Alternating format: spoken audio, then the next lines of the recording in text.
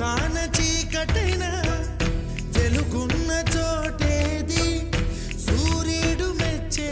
నీ కనులే చెలి విశ్వసుందరి మణులే వచ్చి నీ పాద పూజ చేస్తారే నా ప్రియ సఖియా ఇక భయమేలా నా మనసెరిగి నా తోడు